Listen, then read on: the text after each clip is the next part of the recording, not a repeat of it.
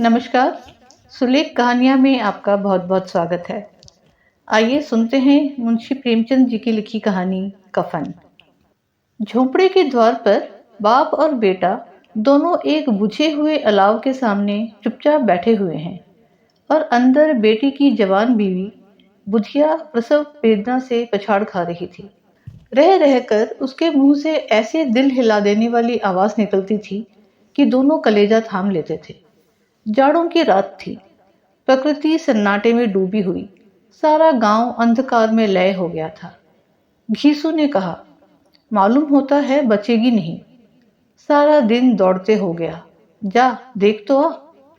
माधव चिढ़कर बोला, मरना ही है तो जल्दी मर क्यों नहीं जाती? देख कर क्या करूं? तू बड़ा बेदर्द है बे। साल भर जिसके साथ सुख चैन से रहा, उसी के साथ इतनी बेवफाई। तो मुझसे तो उसका तड़पना और हाथ पांव पटकना नहीं देखा जाता। चमारों का कुनबा था, सारे गांव में बदनाम। घीसू एक दिन काम करता तो 3 दिन आराम करता। माधव इतना कामचोर था कि आध घंटे काम करता तो घंटे भर चिलम पीता। इसलिए उन्हें कहीं मजदूरी नहीं मिलती थी। घर में मुट्ठी भर भी अनाज मौजूद हो तो उनके लिए काम करने की कसम थी। जब 2-4 फाके हो जाते तो घीसू पेड़ पर चढ़कर लकड़ियां तोड़ लाता और माधव बाजार से बेच लाता। और जब तक वो पैसे रहते, दोनों इधर उधर मारे मारे फिरते। गांव में काम की कमी ना थी। किसानों का गांव था। मेहनती आदमी के लिए 50 काम थे।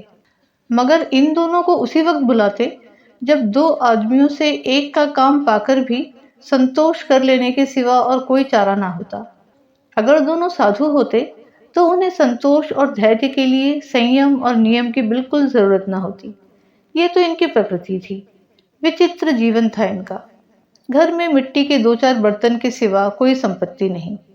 फटे चीथड़ों से अपनी नग्नता को ढाके हुए जिए जाते थे। संसार की चिंताओं से मुक्त, कर्ज से लदे हुए। गालियां भी खाते, मार भी खाते, मगर कोई गम नहीं। दीन इतने कि वसूली की बिल्कुल आशा न रहने पर भी लोग इन्हें कुछ न कुछ कर्ज दे देते थे। मटर आलू की फसल में दूसरों के खेतों से मटर या आलू उखाड़ लाते और भुन भुनाकर खा लेते, या 10-5 ऊख उखाड़ लाते और रात को चूसते। घीसू ने इसी आकाश वृत्ति से 60 साल की उम्र काट दी और माधव भी सपूत बेटे की तरह बाप के ही पद चिन्हों पर चल रहा था, बल्कि उसका नाम और भी उजागर कर रहा था। इस वक्त भी दोनों अलाव के सामने बैठकर आलू भून रहे थे, जो कि किसी खेत से खोद लाए थे। घीसू की स्त्री का तो बहुत दिन हुए देहांत हो गया था। माधव का ब्याह पिछले साल हुआ था। जब से ये औरत आई थी, उसने इस खानदान में व्यवस्था की नींव डाली थी और इन दोनों बेगैरतों का दोजख भरती रहती थी। जब से वो आई, ये दोनों और भी आराम तलब हो गए थे, बल्कि कुछ अकड़ने भी लगे थे। कोई कार्य करने को बुलाता तो निर्ब्याज भाव से दुगुनी मजदूरी मांगते। वही औरत आज प्रसव वेदना से मर रही थी और ये दोनों इसी इंतजार में थे कि वो मर जाए तो आराम से सोएं। घीसू ने आलू निकालकर छीलते हुए कहा, जाकर देख तो क्या दशा है उसकी। चुड़ैल का फिसाद होगा और क्या। यहाँ तो ओझा भी 1 रुपया मांगता है। माधव को भय था कि वो कोठरी में गया तो घीसू आलूओं का बड़ा भाग साफ कर देगा। बोला, मुझे वहां जाके डर लगता है। डर किस बात का? मैं तो यहाँ हूं ही। तो तुम ही जाकर देखो ना। मेरी औरत जब मरी थी तो मैं 3 दिन तक उसके पास से हिला तक नहीं। और फिर मुझसे लजाएगी कि नहीं? जिसका कभी मुंह नहीं देखा, आज उसका उघड़ा हुआ बदन देखूं, उसे तन की सुध भी तो ना होगी। मुझे देख लेगी तो खुलकर हाथ पांव भी ना पटक सकेगी। मैं सोचता हूँ कोई बाल बच्चा हुआ तो क्या होगा। सोंठ गुड़ तेल कुछ भी तो नहीं है घर में। सब कुछ आ जाएगा, भगवान दे तो। जो लोग अभी तक पैसा नहीं दे रहे हैं, वे ही कल बुलाकर रुपए देंगे। मेरे 9 लड़के हुए। घर में कभी कुछ ना था, मगर भगवान ने किसी ना किसी तरह बेड़ा पार ही लगाया।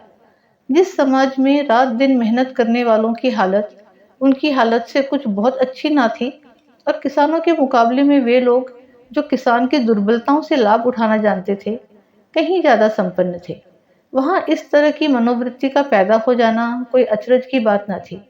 हम तो कहेंगे घीसू किसानों से कहीं ज्यादा विचारवान था और किसानों के विचार शून्य समूह में शामिल होने के बदले बैठकबाजों की कुत्सित मंडली में जा मिला था। हाँ, उसमें ये शक्ति ना थी कि बैठकबाजों के नियम और नीति का पालन करता। इसलिए जहां उसकी मंडली के और लोग गांव के सरगना और मुखिया बने हुए थे, उस पर सारा गांव उंगलियां उठाता था।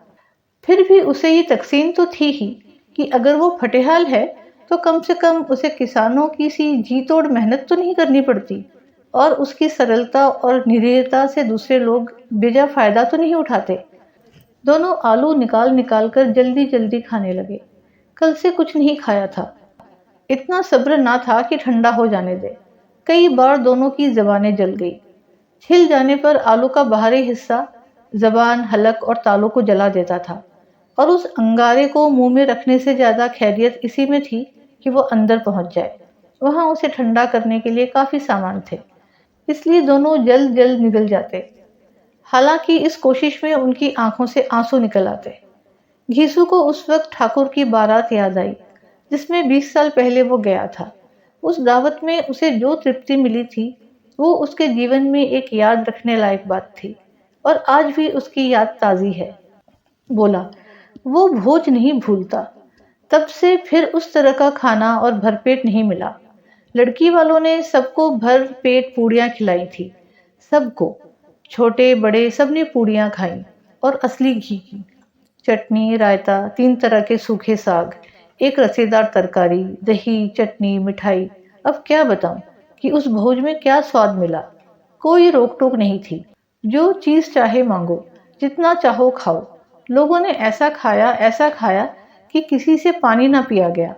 मगर परोसने वाले हैं कि पत्तल में गरम गरम गोल गोल सुवासित कचौड़ियां डाल देते थे। मना करते हैं कि नहीं चाहिए, पत्तल पर हाथ रोके हुए हैं, मगर वे है कि दिए जाते हैं। और जब सबने मुंह धो लिया तो पान इलायची भी मिली, मगर मुझे पान लेने की कहाँ सुध थी। खड़ा हुआ ना जाता था। चटपट जाकर अपने कंबल पर लेट गया। ऐसा दिल दरिया था वो ठाकुर। माधव ने इन पदार्थों का मन ही मन मजा लेते हुए कहा, अब हमें कोई ऐसा भोज नहीं खिलाता। अब कोई क्या खिलाएगा, वो जमाना दूसरा था। अब तो सबको किफायत सूझती है। शादी ब्याह में मत खर्च करो, क्रियाक्रम में मत खर्च करो। पूछो, गरीबों का माल बटोर बटोर कर कहाँ रखोगे। बटोरने में तो कमी नहीं है, हाँ खर्च में किफायत सूझती है। तुमने एक 20 पूरियां खाई होंगी। 20 से ज्यादा खाई थी। मैं 50 खा जाता। 50 से कम मैंने ना खाई होंगी। अच्छा पका था। तू तो मेरा आधा भी नहीं है। आलू खाकर दोनों ने पानी पिया और वहां अलाव के सामने अपनी धोतियां ओढ़कर पांव पेट में डाले सो रहे, जैसे दो बड़े बड़े अजगर कुंडलियां मारे पड़े हों, और बुधिया अभी तक करा रही थी। सवेरे माधव ने कोठरी में जाकर देखा तो उसकी स्त्री ठंडी हो गई थी। उसके मुंह पर मक्खियां भिनक रही थीं। पथराई हुई आंखें ऊपर टंगी हुई थी। सारी देह धूल से लथपथ हो रही थी। उसके पेट में बच्चा मर गया था। माधव भागा हुआ घीसू के पास आया। फिर दोनों जोर जोर से हाय हाय करने और छाती पीटने लगे। पड़ोस वालों ने ये रोना धोना सुना तो दौड़े हुए आए और पुरानी मर्यादा के अनुसार इन अभागों को समझाने लगे। मगर ज्यादा रोने पीटने का अवसर ना था। कफन की और लकड़ी की फिक्र करनी थी। घर में तो पैसा इस तरह गायब था जैसे चील के घोंसले में मांस। बाप बेटे रोते हुए गांव के जमींदार के पास गए। वो इन दोनों की सूरत से नफरत करते थे। कई बार इन्हें अपने हाथों से पीट चुके थे। चोरी करने के लिए, वादे पर काम पर ना आने के लिए। पूछा, क्या है बे घिसवा, रोता क्यों है? अब तो तू कहीं दिखलाई भी नहीं देता। मालूम होता है इस गांव में रहना नहीं चाहता। घीसू ने जमीन पर सर रखकर आंखों में आंसू भरे हुए कहा, सरकार, बड़ी विपत्ति में हूँ। माधव की घरवाली रात को गुजर गई। रात भर तड़पती रही सरकार। हम दोनों उसके सिराने बैठे रहे। दवा दारू जो कुछ हो सका सब कुछ किया। मुदा वो हमें दगा दे गई। अब कोई एक रोटी देने वाला भी ना रहा मालिक। तबाह हो गए, घर उजड़ गया। आपका गुलाम हूँ। अब आपके सिवा कौन उसकी मिट्टी पार लगाएगा। हमारे हाथ में तो जो कुछ था वो सब तो दवा दारू में उठ गया। सरकार की ही दया होगी तो उसकी मिट्टी उठेगी। आपके सिवा किसके द्वार पर जाऊं। जमींदार साहब दयालु थे, परंतु घीसू पर दया करना काले कंबल पर रंग चढ़ाना था। जी में तो आया कह दें, चल दूर हो जा यहाँ से। यूं तो बुलाने से भी कभी नहीं आता, आज जब गरज पड़ी है तो आकर खुशामद कर रहा है। हरामखोर कहीं का, बदमाश। लेकिन ये क्रोध या दंड देने का अवसर ना था। जी में कुड़ते हुए 2 रुपए निकालकर फेंक दिए, मगर संतावना का एक शब्द भी मुंह से ना निकला। उसकी तरफ ताका तक नहीं, जैसे सर का बोझ उतारा हो। जब जमींदार साहब ने 2 रुपए दिए तो गांव के बनिए महाजनों को इनकार का साहस कैसे होता। घिसू जमींदार का नाम का ढिंडोरा भी पीटना जानता था। किसी ने 2 आने दिए, किसी ने 4 आने। 1 घंटे में घीसू के पास 5 रुपए की अच्छी रकम जमा हो गई। कहीं से अनाज मिल गया, कहीं से लकड़ी। और दोपहर को घीसू और माधव बाजार से कफन लाने चले। इधर लोग बांस वांस काटने लगे। गांव की नरमदिल स्त्रियां आ आकर लाश देखती थीं और उसकी बेकसी पर 2 बूंद आंसू गिराकर चली जाती थी। बाजार में पहुंचकर घीसू बोला, लकड़ी तो उसे जलाने भर को मिल गई है, क्यों माधव? माधव बोला, हाँ लकड़ी तो बहुत है, अब कफन चाहिए। तो चलो कोई हल्का सा कफन ले लें। हाँ और क्या, लाश उठते उठते रात हो जाएगी। रात को कफन कौन देखता है? कैसा बुरा रिवाज है कि जिसे जीते जी तन ढाकने को चीथड़ा भी ना मिला, उसे मरने पर नया कफन चाहिए। कफन लाश के साथ जल ही तो जाता है, और क्या रखा रहता है। यही 5 रुपए पहले मिलते तो कुछ दवा दारू कर लेते। दोनों एक दूसरे के मन की बात ताड़ रहे थे। बाजार में इधर उधर घूमते रहे। कभी इसकी दुकान पर गए, कभी उसकी दुकान पर। तरह तरह के कपड़े रेशमी और सूती देखे, मगर कुछ जचा नहीं। यहाँ तक कि शाम हो गई। तब दोनों न जाने किस दैवी प्रेरणा से एक मधुशाला के सामने जा पहुंचे और जैसे किसी पूर्व निश्चित व्यवस्था से अंदर चले गए। वहां जरा देर तक दोनों असमंजस में खड़े रहे। फिर घिसू ने गद्दी के सामने जाकर कहा, साहू जी, एक बोतल हमें भी देना। उसके बाद कुछ खिचौना आया, तली हुई मछली आई और दोनों बरामदे में बैठकर शांतिपूर्वक पीने लगे। कई कुज्जियां ताबड़तोड़ पीने के बाद दोनों सुरूर में आ गए। घीसू बोला, कफन लगाने से क्या मिलता, आखिर जल ही तो जाता, कुछ बहू के साथ तो ना जाता। माधव आसमान की तरफ देखकर बोला, मानो देवताओं को अपनी निष्पापता का साक्षी बना रहा हो। दुनिया का दस्तूर है, नहीं लोग ब्राह्मणों को हजारों रुपए क्यों दे देते। कौन देखता है परलोक में मिलता है या नहीं। बड़े आदमियों के पास धन है, फूके। हमारे पास फूकने को क्या है। लेकिन लोगों को जवाब क्या दोगे? लोग पूछेंगे नहीं कफन कहाँ है।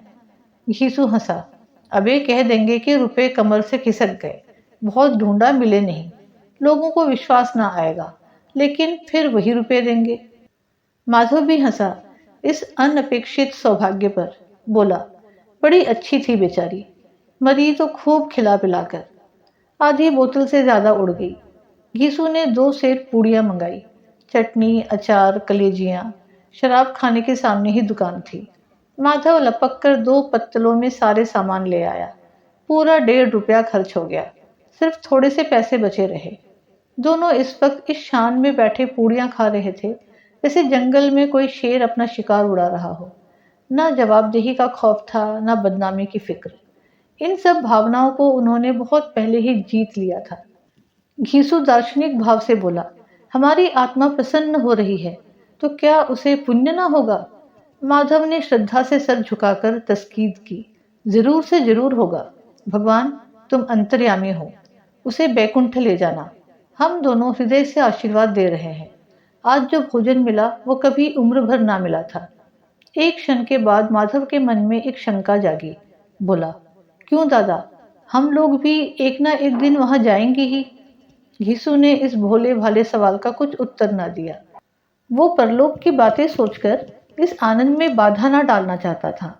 जो वहां हम लोगों से पूछे कि तुमने हमें कफन क्यों नहीं दिया तो क्या कहोगे? कहेंगे तुम्हारा सिर।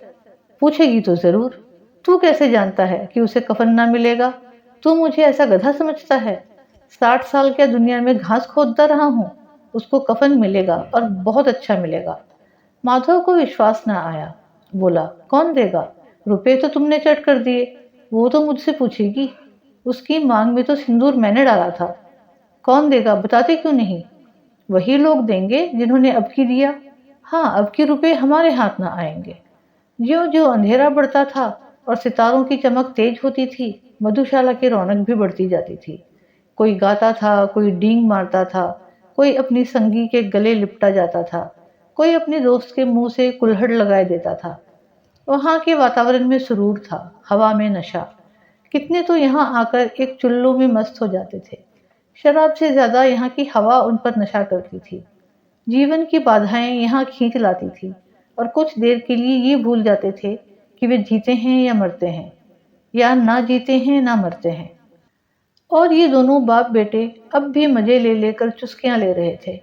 सबकी निगाह इनकी ओर जमी हुई थी। दोनों कितने भाग्य के बली हैं। पूरी बोतल बीच में है। भरपेट खाकर माधव ने बची हुई पूड़ियों का पत्तल उठाकर एक भिखारी को दे दिया, जो खड़ा इनकी ओर भूखी आंखों से देख रहा था और देने के गौरव, आनंद और उल्लास का अपने जीवन में पहली बार अनुभव किया। घीसू ने कहा, ले जा, खूब खा और आशीर्वाद दे। जिसकी कमाई है वो तो मर गई, मगर तेरा आशीर्वाद उसे जरूर पहुंचेगा। रोए रोए से आशीर्वाद दो। बड़ी गाढ़ी कमाई के पैसे हैं। माधव ने फिर आसमान की तरफ देखकर कहा, वो बैकुंठ में जाएगी दादा, बैकुंठ की रानी बनेगी। घीसू खड़ा हो गया और जैसे उल्लास की लहरों में तैरता हुआ बोला, हाँ बेटा, बैकुंठ में जाएगी। किसी को सताया नहीं, किसी को दबाया नहीं। मरते मरते हमारी जिंदगी की सबसे बड़ी लालसा पूरी कर गई। वो ना बैकुंठ जाएगी तो क्या ये मोटे मोटे लोग जाएंगे, जो गरीबों को दोनों हाथों से लूटते हैं और अपने पाप को धोने के लिए गंगा में नहाते हैं और मंदिरों में जल चढ़ाते हैं। श्रद्धालुता का ये रंग तुरंत ही बदल गया। अस्थिरता नशे की खासियत है।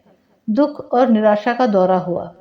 माधव बोला, मगर दादा, बेचारी ने जिंदगी में बड़ा दुख भोगा। कितना दुख झेल कर मरी।